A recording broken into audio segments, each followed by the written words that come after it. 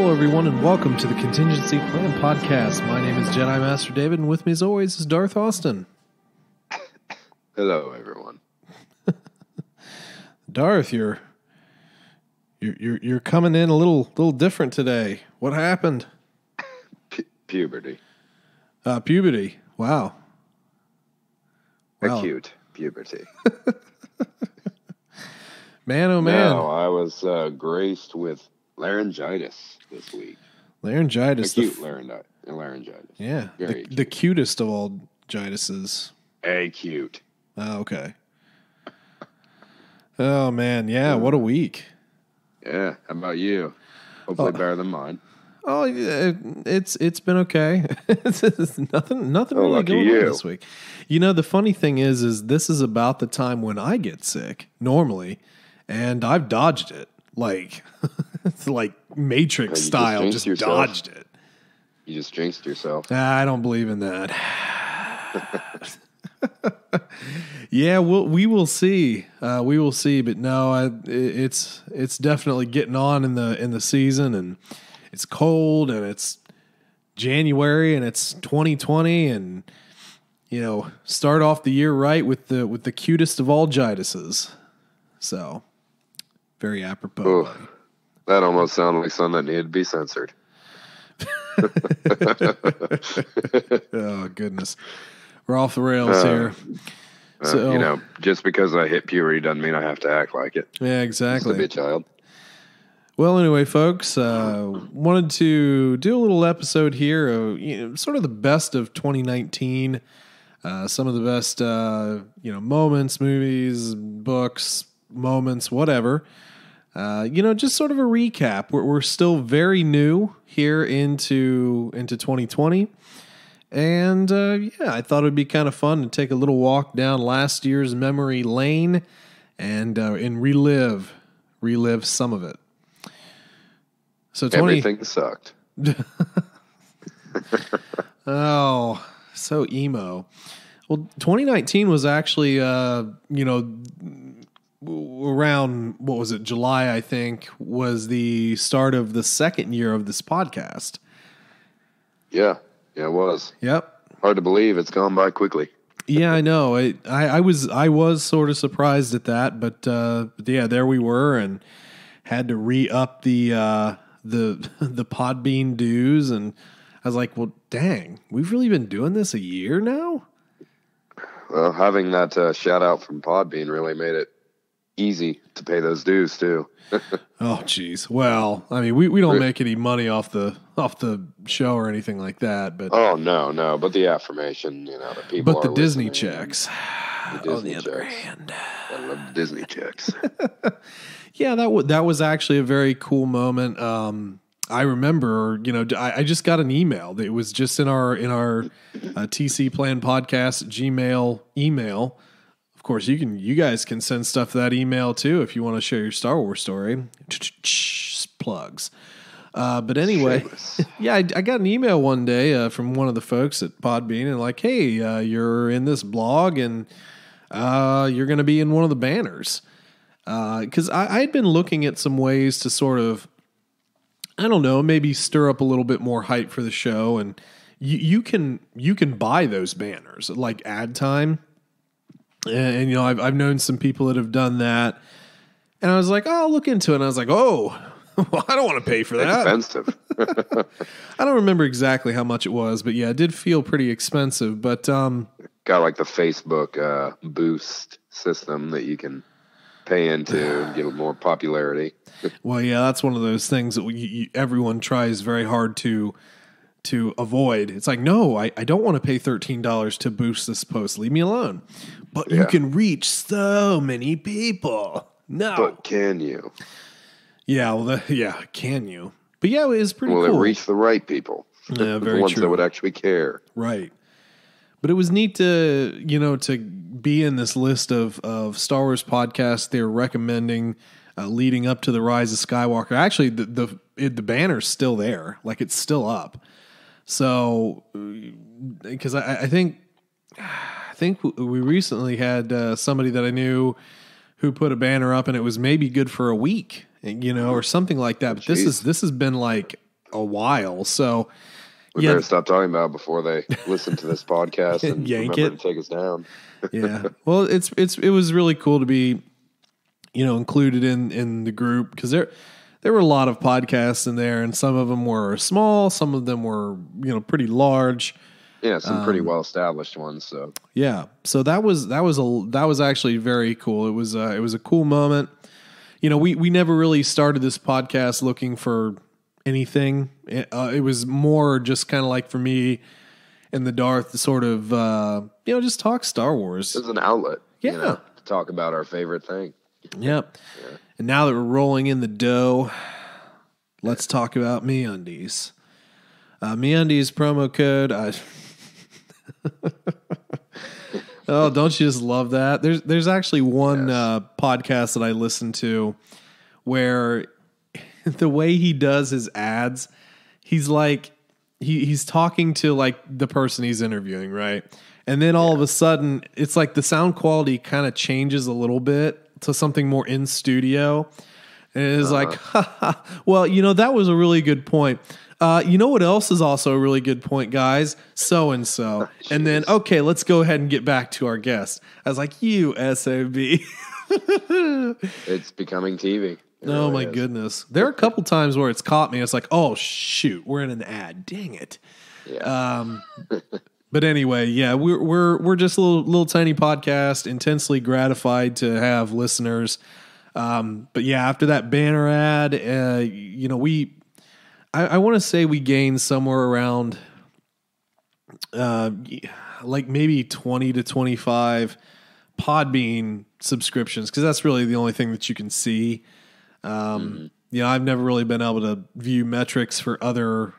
Well, I can view like listens on other platforms, but not necessarily like if you subscribed on iTunes. But it was cool to just see on any platform a gain there, and then the listens went up, and we're fastly coming up on 8,000 total downloads of the podcast, which is really cool. Yeah, for us that's a big deal. Maybe to some others that might not be, but that's a big milestone for us. Yeah, it is. I mean, we're trucking towards 10,000, which is really cool. And I mean, again, just for a little podcast like this, it just makes it feel special. So thank you all very much for that. Yeah, really helping us achieve all of you. Yep, helping us achieve, just even a little bit with this, and we're looking to continue that as time goes by. We've got some really, hopefully some really good shows for you and some good content for you to listen to while you're probably in the bathroom right now. So just saying. Yeah, that's okay. We are too. That's a pretty well done statistic where it's like, how much of your listening time and or like playing a game or an app or something are you actually doing all that while on the toilet? Yeah. More than what we'd like to know.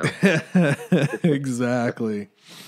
So let's also talk some stuff that happened 2019 Star Wars wise. I'm going to start with one here, and we can kind of bounce back and forth. But one of the major ones, because I was there, was Star Wars Celebration in Chicago. I know I've probably mentioned it multiple times throughout the show, equating different things, but it was a huge year for Celebration. And, the fact that I was able to go with, a couple good buddies of mine. I got the VIP passes. I was in like darn near front row at all the panels, seeing everything that was going on there, the new stuff. It was an experience. It was a heck of an experience, which I'm looking forward to, duplicating here in 2020 when I go to Anaheim later in the year for Celebration again. So that's really all what we're looking forward to, is just an experience for a Star Wars fan. So yeah, it's well worth any money spent. You probably don't even really think about how much you spend. You're just having so much fun and making some good memories. But Darth, I do think about how much I've spent. Well, now, but not then. Oh, well, that sort of stuff is never cheap. Cons, larger cons are never exactly cheap, but yeah, that was a heck of an experience. So that's kind of my number one, sort of thing. So what do you got? What are you remembering from 2019? So, not quite as exciting as Celebration, I'm sure, but for me, I would have to say most memorable thing is the launch of Disney Plus. Yeah. Yeah, big step forward for Disney, just doubling down on Star Wars, saying long term we're in it. Mandalorian was a big deal, getting access to all the movies, without having to spend $80 for a lot of people to buy all of the movies. Who knows how many new Star Wars fans we've gotten from that? Yep. Getting Clone Wars, Rebels, and all the other little spin-off, the weird ones like the Lego Star Wars stuff, even on there. Yeah. We got pretty much everything but the Samurai Jack's Star Wars. Yeah. So that was definitely a big deal. Jedi Fallen Order coming out was a big deal for me. Been waiting for something like that for a long time. So. Yeah, Disney Plus was a big one. I think that obviously driven by what they're coming out with, and you touched on Mandalorian, but just a continued streaming platform that has everything in one place for at least the start of it, a reasonably low price. Yeah. That is a huge deal. There's a lot of folks. $70 a year. It would take a long time for that to cost more than buying all of this content. Yep. So I think it is a good value, especially when you consider things like Mandalorian, where you can't get that anywhere else. Yeah. In the continuation of the Mandalorian, new season of Clone Wars, it's going to be coming out. Cassian Andor series, there's just a ton. Kenobi. Kenobi. There's a ton that will be coming out there. So yeah, Disney Plus, agree 100%. That's a good one. You also mentioned Mandalorian. So Mandalorian specifically, again, Star Wars Celebration. That was one of two panels that were like an absolute no doubt was going to be there, 100%. And God, that show paid off so good this year. It did. It paid off more than what any of us could have imagined. Yeah, I mean, yeah, you're right. That brought every single. Have you talked to a single Star Wars fan who didn't like Mandalorian? Well, I mean, you'll always get critical stuff. I don't want to over sensationalize, but the one thing that I've noticed is that it's not just the Star Wars fans that are into it, but the non-Star Wars fans are into it. Yeah. That's almost bigger. You're pulling in more and more people. Like Baby Yoda memes are everywhere. Yes. People who have never watched even the original trilogy know Baby Yoda. Yeah, they don't even know what a Star Wars is. Yoda. No Baby Yoda. Yeah. It's crazy. I mean, it's not his name. The child. Okay. Oh, shut up. Yes. Shut up, creator of the show, Jon Favreau. We'll name him. We'll get a petition going. That's funny. Do we even need a petition going? No. He should just look at the numbers and be like, yeah, that's his name. Okay, fine. Yeah. But when you think about it, that was a very strategic move for Disney. You finish the saga. You finish the reason we all became fans, not because of the games, Mandalorian, all this. You finish that in the same year that you launch a streaming service that brings a lot of new people into the flock of Star Wars with Mandalorian, and you make everything easily accessible. Yep. Yeah. Disney is very, very happy with their decisions, I'm sure. It's paying off for them. I think so.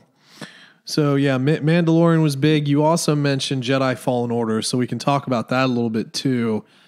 Man, Jedi Fallen Order, I think so much of the gaming world has been dominated by either, multiplayer, battle royale, sort of games that were very easy single player experiences. True. Very yeah. easy. Yeah. But an actual like hard single player, single story mode game, they're starting to come back.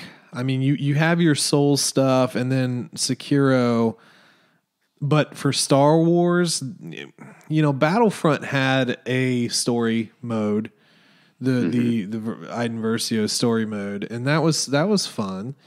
But it wasn't very long. Now this game is huge, and you were far more of the gamer than I was, especially even when we were kids, and you played a lot more of the Star Wars games. But how does this game sort of stack up in rankings of Star Wars games for you? Ooh, yeah. I wish that was something I would have thought of before the episode. Just give me a couple seconds to think about that. Okay, never mind. So, I mean, we grew up in the golden era of Star Wars video games. We had the original Battlefront games. We had Rogue. We had, Commando. Knights of the Old Republic. Knights of the Old Republic. We had the terrible Episode 3 tie-in game, which was actually not all that bad when you that really wasn't that bad. Yeah, the Force Unleashed. Force Unleashed 1 and 2. We had the Lego Star Wars games. Might not be for everybody, but they're fun. But they are fun in just the most basic sort of way. Yep. So we had the best Star Wars games, I would argue, out of everyone. We didn't have the Super NES and 64 games that were just garbage. Whoa. So let's be honest, the first Star Wars game on Nintendo was not that good. Well, beg to differ. But as far as if I had to rank it with all of the other Star Wars games, I would have to give it the number 2 spot. Oh, wow. Obviously, Battlefront 2 is just something that I think is so always going to be considered the cream of the crop for a lot of people. You have to understand, guys, like when we were kids, we grew up with Sega Genesis. That was our main system, and we played the crap out of some Sega Genesis. But like, yes, we did. When we got, from there we went PlayStation, PlayStation 1, 2, 3, and then eventually you squirted off into Xbox a little bit too. But, just I was like the music guy and he was like the game guy. So I'd be listening to like new music and discovering stuff and trying to tinker on a guitar while I was watching him play all these games. And like, I'm not the kind of person that like, normally gets bored very easily. I'm, I can entertain myself, but, watching some of this stuff and, it was kind of just something we did together. I might be listening to music, but I'm watching him play games, or I might be playing guitar. Like our version of Twitch back then. Yeah, it kind of was. But yeah, Battlefront 2 was that PlayStation 2, right? Yes. That was one that I think we both played quite a bit. It was kind of easier to get into, and it was just really good. You didn't have to grind to unlock things. You could just jump in, and we were evenly matched. We didn't have to fight over cheat codes or anything like that. So, and we did do that growing up. Oh, for sure. But not in this one. For sure. Good old Mortal Kombat. But no, I would say probably Battlefront 2. Okay. Jedi Fallen Order, and then probably KOTOR or maybe Jedi Academy afterwards. Oh, wow. Okay. Right on. So, I mean, it's up there. It really is. Well, and yeah. We got some amazing new characters. We got some great new lore. Good combat. The pacing was good. The length, it got a little slow there near the end. Sure. And a lot of people say it was a short story. I thought it was about the right length, personally. Yeah. You just don't get 50-hour games anymore like you used to. that doesn't exist anymore. Well, unless but even you're talking about big RPGs like Skyrim. But even then, like sometimes the attention span for like a single player story mode kind of game, that's a lot of hours. Like a Skyrim is all over the place. If you're not doing it just a straight playthrough run, for me, I had to take some breaks in between playing this game, so I wouldn't touch it for days. To come back and, I'm 20 hours deep and maybe I'm having a brain fart and I can't remember why I'm doing what I'm doing. Yeah. I don't want to do that 50 hours in the game and not understand the ending. Yeah. So this was a manageable amount of time. And, we got a great new droid. And we got some cool Black Series figures for, how many? I want to say about 4 of the characters from that actually got Black Series. Cal. Dang, I'm drawing a blank. I know that there was Cal because that was one of the bigger releases that I believe we had several others. The 9th sister and also the 2nd sister. Yeah, both got them.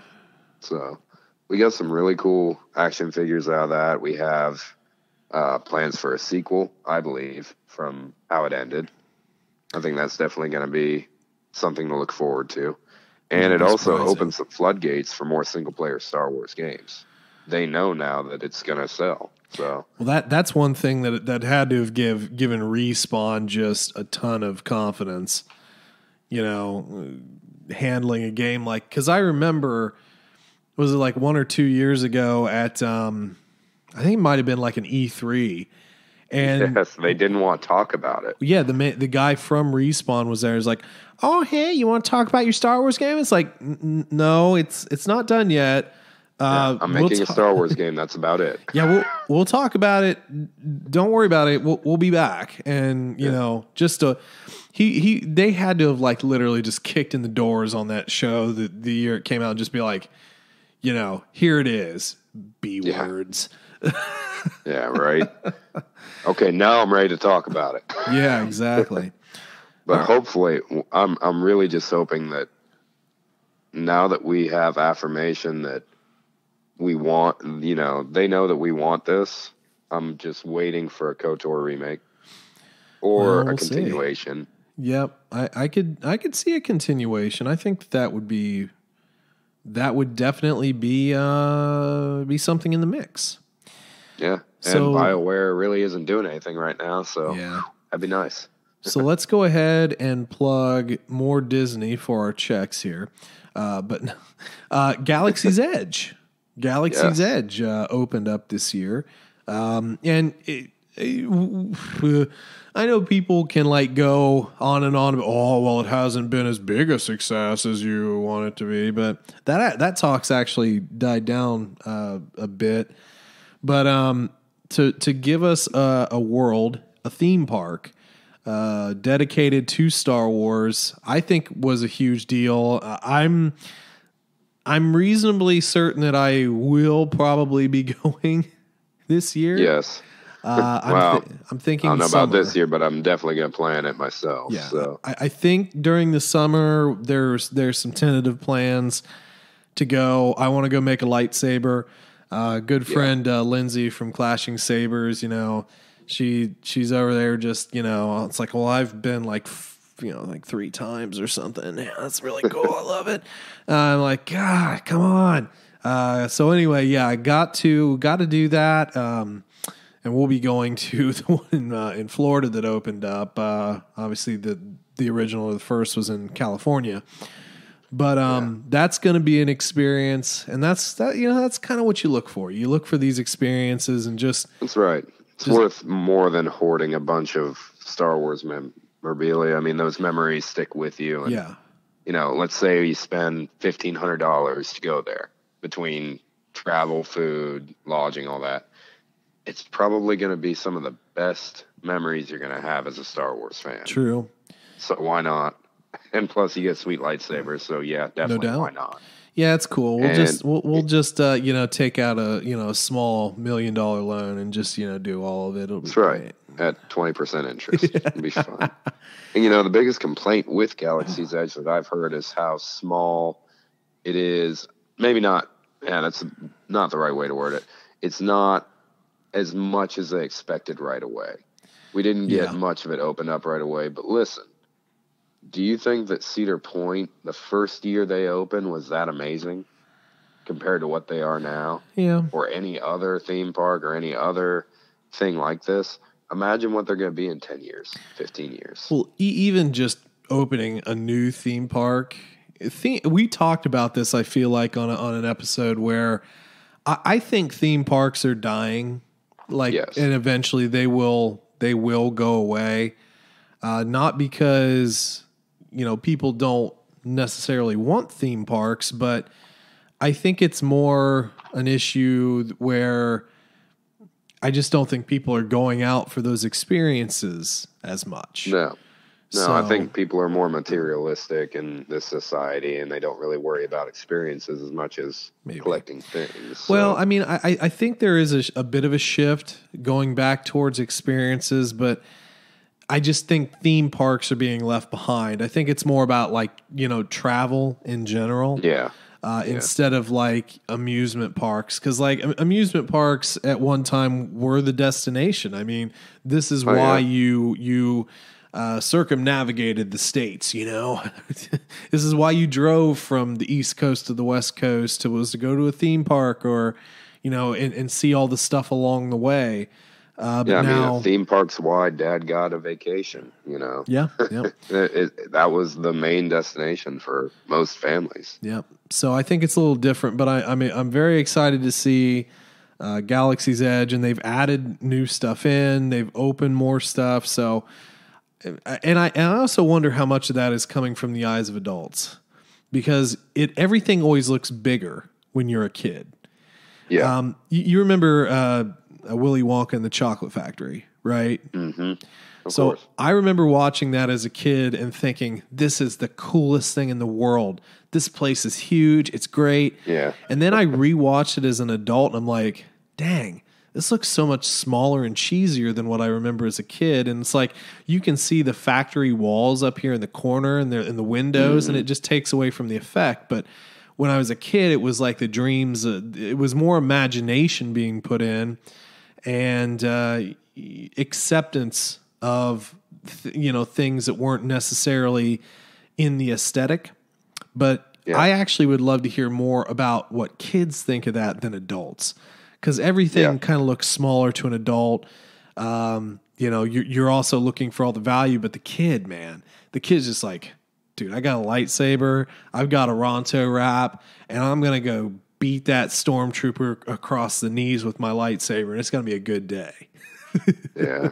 There was actually a video on Facebook I saw recently of a girl littering in the theme park, and a couple of stormtroopers came over to her, and it was, they were giving her the third degree, acting like she was rebel scum, and bringing an officer over, and, they really interact with people in just the most cool way. Oh, that's cool. That's very cool. And then they also, did you see the girl who choked up the girl playing Rey? Like a little 3-year-old girl. Oh yeah. I saw that. Awesome? That was awesome. That was very awesome. All right, let's move on to some other junk here. Let's talk books, because there were, and we kind of looked this up beforehand. It's like, man, I thought there were more, but there were around 10, I think, released this year. Yeah, so I've got that pulled up on my phone here. If it cooperates, I can go ahead and I've got it on my computer here, so we can gotcha. So we can read off of this. Probably got on Wikipedia instead of Wikipedia, so maybe it'll be more accurate. So we've got Queen Shadow, which I really, really love that book. Master and Apprentice was huge. Got my signed copy of Celebration. Dooku Jedi Lost, which was more of an audio drama, but it did eventually become a book. Yeah. Alphabet Squadron, Thrawn Treason, the Myths and Fables, Galaxy's Edge, A Crash of Fate, Black Spire, a couple of other smaller kids' books like the Choose Your Destinies, Spark of the Resistance, a pretty big one, Resistance Reborn, The Force Collector, And yeah, I mean, there are a couple of smaller titles as well, like some kids books, but those were a lot of the major ones. Man, it's been definitely a year to read. But we did an episode already on Master and Apprentice, on Dooku, on Alphabet Squadron. Eventually I think you're going to try and get into the Thrawn books, right? Yes, and we still have to do a review of Resistance Reborn. Yep. And so I've read about 2/3 of the books that came out this year, and I'm assuming you're almost at all of them. What was your favorite book that came out this year? Ooh, that is a good question. A little bit harder than the game question. Yeah, because they all kind of had their own sort of experience. I really love. Go ahead. I really love Queen's Shadow just because it was kind of like a cool, simple Padme story, and I like the way E.K. Johnson writes. But probably, gosh, Master and Apprentice was probably the one that was nerded out the most on. I loved Alphabet Squadron. I actually was really into that. Black Spire was also really good. I think we had a fun time with Black Spire. And I actually have to give a pretty big nod to Force Collector too. I think that one is one, and it's a young adult, but I think that's one that more people should read, because I think that there's definitely going to be more added onto that later. And then, honestly, it's probably between Master and Apprentice and Dooku. I'll give the nod to Master and Apprentice because Dooku was first an audio drama. But both of those books were so eye-opening into the lore of Qui-Gon, Obi-Wan, and then Dooku, obviously Dooku, and his family. And Averos. The Rael Averos got in both of those. A new character that you never heard of before, but now you totally know him if you listen to any of the audiobooks because he sounds like this.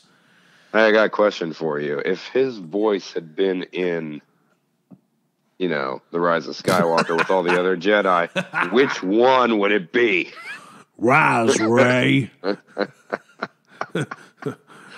it be the Dooku Lost, or would it be Master and Apprentice voice? Because they're different. They're really different. It is the same guy, but yeah, they're slightly different. Rise, Rey, 1,000 generations of Jedi live in you now. I wish we could have had the Southern accent Mace Windu too. Oh, jeez. Yeah, that was. I don't oftentimes nitpick audio books and the voicing. The Mace Windu killed me. That was one of the funniest things. Like, hey, I'm Cowboy Mace Windu. It's like, what? What is this? But yeah, Master and Apprentice was eye opening. Dooku was also eye opening. Really made me appreciate the character a lot more. But yeah, I mean, just for great stories, Alphabet Squadron was fantastic. Black Spire was great, giving us new characters to root for. And Thrawn, Thrawn was fine. No, Thrawn was okay. Thrawn's one of those books though that he just can't be defeated. He just can't be defeated, can he? So yeah, but no, it was a great year for books. What was your favorite? Yeah, and that I do want to say real quick, you touched upon it. We get a lot of variety this year, and if you laid out all these books and thought of all the different stories that we got to go through and all the different characters and new characters as well, this is an extremely good, diverse set of books that I don't think we see most years in Star Wars releases, honestly. So just bombarded on all sides with different stories, and they were all great. I can't think of a single one I didn't enjoy. Alphabet Squadron was great for introducing some new characters that you really just genuinely cared deeply for. Yeah. They were all some very extremely broken people, and you really could relate to quite a few of them. Yeah. Master and Apprentice, obviously, we had a ton of hype for this. We are both big fans of Qui-Gon and Obi-Wan. and we wanted to know as much as possible. Maybe we get some more backstory into him, and we did. We definitely do get a lot more in that than we ever have before. Black Spire was a great experience. Sure, they were kind of pushing for the theme park a little bit, but yeah, it's tie-in. It was not something that ruined the experience at all. Resistance Reborn was a great book. Kind of made me even more mad about the one death we had in the movie, but that's okay. Well, yeah. Snap. But pour one out for Snap. Snap Wexley. Why? Just why? Anyway. Yeah. So I would have to give it, and I am cheating in this because, well, you know as well as I do, I use Audible more than I do read personally. What's convenient for me with my schedule. I think I'm going to have to give it to Dooku just simply because we got more on that character, I feel, than what we did with Qui-Gon because, and this is the only reason I say that, we got a lot of new lore with Qui-Gon too, but did anybody think that Dooku was as deep of a character, you know, with such a rich backstory before this came out? Yep. I don't think he did, you know, honestly, and it turned me. I appreciate Dooku as a character now. It was a tragic story, and we got a lot with Ventress as well, you know. Yes. A lot of cool little insights into their relationship. So for that reason, and that reason alone, I have to say Dooku was probably the best. I'm not going to argue that. I did really love that. It was captivating, and they were able to bring in several different voice actors to play different folks, so it wasn't just one person reading everything. Yes, and the voice actress for Ventress was phenomenal. Yeah. Just perfect. And Dooku as well, for that matter. All aspects of his childhood were voiced very well. Yeah. And it really was, it's back and forth with Master and Apprentice. They're both great books, and honestly, you could almost put them into their own series just because of the lineage going on. If we had an Obi-Wan book afterwards, it would tie them in perfectly. Well, let's and we probably will. Well, yeah, let's continue our conversation here because that's a good tie-in to Kenobi. Being finally, hey, we're gonna get a series detailing what happened with Obi-Wan Kenobi, and I got to tell you, man, if they don't also have a book, I would be very surprised. I'd be very surprised if they didn't have like a solo Kenobi book, either to go along, to complement, or to continue, or whatever. But, the Kenobi series, I think, is special because initially we all thought it was going to be one of the next movies. And then they announced Boba Fett, it was rumored, Boba Fett's going to be the next one. And everybody's like, well, why the heck would we care about that? Give us Kenobi. Why aren't you doing this? And then finally, especially getting Mandalorian, do we really want Boba? True. Too much Mandalorian armor. True. Need some real characters. But when it was announced at D23, it's like, oh, by the way, here's Ewan McGregor, and after the announcement, he's out there saying it's like, I've known about this for a long time, so it makes you wonder, like, that's a tight secret, brother. I mean, my God, we've all been wanting it, but he's known about it for a long time. So I'm really looking forward to that. I think, Ewan has aged amazingly as it is. And I can only imagine what he's going to look like when he really starts to get older. But, it's a perfect time for it. I think that there's a story. I think that there's a good story that can be told. And not to mention, he's one of the actors who's actually trained to fight with a lightsaber. So we could have some amazing duel scenes with him as well. Well, assuming he's not too rusty. Well, it'll be interesting. I mean, obviously, when we got our prequels, we got to see a lot of that because there were Jedi, because there were Sith, because there were things to fight. But it'll be interesting to see what what he is truly up against. But yeah, I'm extremely excited about the Kenobi series. I actually think that I might prefer it as a series, just being able to, sort of go over multiple episodes and continue to add on.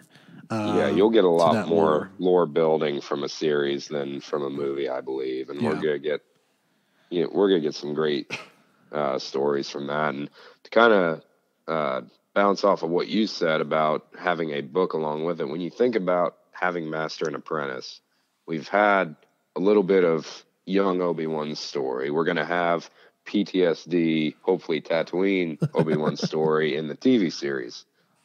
Wouldn't this be a perfect time to come out with a trilogy of Obi-Wan books and chronicle his life from the moment after Master and Apprentice when Qui-Gon dies, his journey as a Jedi Knight, training Anakin, going through everything that he went through after Order 66, really in deep detail.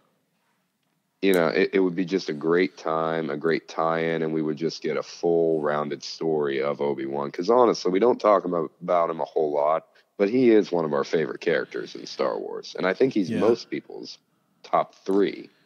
So I think it would be very cool for more books. I feel like, at least to maybe the folks at Disney, it might be a little bit of overkill. Obi-Wan's story is not over documented, but it is somewhat documented. Prequels, Clone War, TV series, showing up in Rebels, and now kind of this. Would I enjoy more filler? Oh, absolutely, 100%. Will that happen? I think that would be a bit of a stretch. If I just had to guess at a direction that they might go for book series for 2020 or 2021, I think that hashing out a lot of the Old Republic that's not necessarily canon would be a big one. Be a big step to take. And it'd be about the right time to do it, especially since we're done with the Skywalker saga. Yeah, so I think that that's a big one. And then I think maybe some continued adventures of some of our new friends would be also on the docket. But it'll be interesting to see what they come to. But we might do an episode about some expectations for 2020 and beyond as well. But I'll go ahead and tell you one expectation, though, just because I don't think we've talked about this in any news. There has been a leak. Well, you can't say a leak. It's been kind of just something that a lot of people missed. The art directory for Episode 9 obviously gives you quite a bit of information that a lot of people will kind of just throw away. But so the way they set up all these Sith Trooper units, they named each of them after a Sith, and one of these units was named after Revan. Yes. Mm-hmm. So technically Revan is still part of canon in a way, and wouldn't that be the best book to get in 2020 is a new Revan book? Yeah, I mean, now obviously they're going to change the lore a little bit, so we can't really go based off of the books we already have. I don't really see why you'd have to change the lore. I mean, personally, I think that book is good enough just as a canon book. I mean, I know it's obviously Legends, but I don't see why you need to rehash it. Just make that book canon. It just depends on where they go with the Old Republic, obviously. We don't know if they're going to do the same stuff with it that we're used to. Well, and that would be dangerous territory for them. But they have changed quite a bit already. The Old Republic is actually, I mean, when you really look back, there's quite a bit that's already pretty well established. That's, I mean, again, you're talking things that aren't canon, but I mean, what are you going to do? Are you going to rewrite Bane, or attempt to do that? Those books were good enough on their own. It almost seems kind of like a bit of a slap to rewrite Revan, because like his history is there, man. So I don't know. It'll be interesting. I think that, but I do think that Old Republic is where they're going. Project Luminous, I kind of feel that might be where we're heading, but I could be wrong. So maybe two more things here, and then we might wrap up. But I do want to make a special mention to 20 years since the release of Star Wars Phantom Menace, Episode 1. This was a panel at Celebration. You know, they brought back Ahmed Best, who played Jar Jar. He got a really good ovation, despite really having a pretty hard time. Now he gets it. Yeah, well, fans are cruel until they're not. Yeah, until they forget. Yeah. I loved Episode 1. It'll always be special to me because, 1999, I was like, 10, 11, 12, somewhere in that range.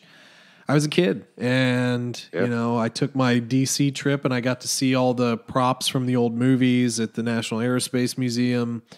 And then, after that summer, or whenever it was, then the movie drops, and it really just ignited a lot for me after that. So 20 years of Episode 1. That's crazy. And obviously I am uncontrollably bound to the movie, seeing as how it was released on my birthday. But big movie, big change in direction for Star Wars. A lot of the same kind of criticism that we are hearing now, I think, with this trilogy. So, it was definitely a turning point and a great movie, honestly, when we look back and think about it. Yep. So we will go ahead and end this episode now. There's nothing left to talk about from 2019.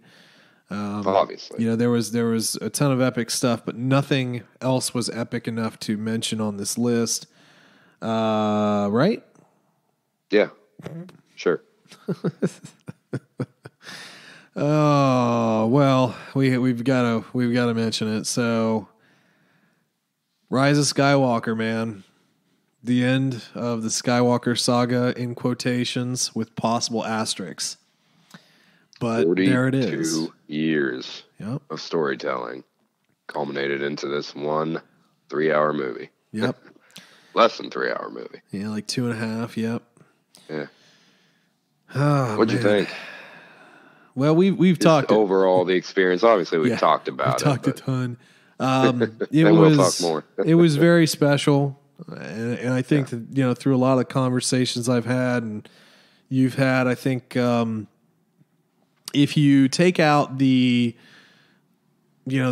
overly unhappy folks, the pseudo critics, I think that this is an experience that just transcends a lot of things.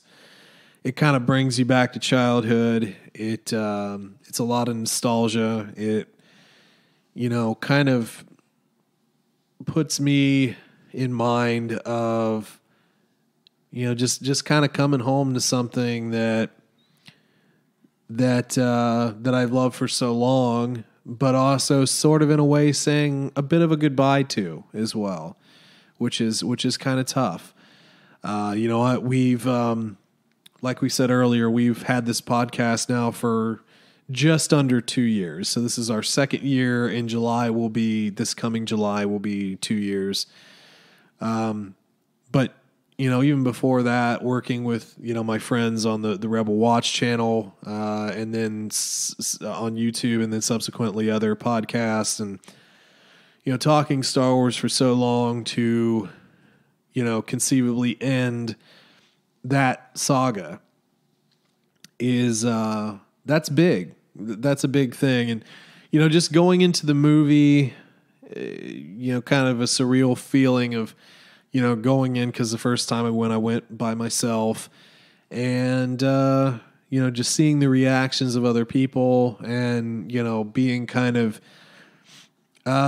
surprised in some areas and then unsurprised in others. It was an amazing ride. So, what about you? Well, I thought it was terrible. No. So, you kind of mentioned earlier with Celebration, and also speculation of Galaxy's Edge, the experience involved with it and how that's the most important part, and the money really isn't, you know, you can't quantify that compared to a physical object. Yeah. And the game was great. The books were great. Mandalorian is great. Everything else that we got was really cool this year. It was just a bunch of icing on the cake that was this movie. But ultimately, the experience we got from finishing this saga is going to overshadow all of that, and it always will. Yeah. We grew up in this. We grew up in an era where it was kind of okay to be a nerd, but we still kind of, not everyone was into it, which was fine. You got other people back in the 70s who, that was just unheard of to be a Star Wars fan. You were the mega nerd at the time. And, it's just, there was a bit of a disconnect between the two generations, I'm sure.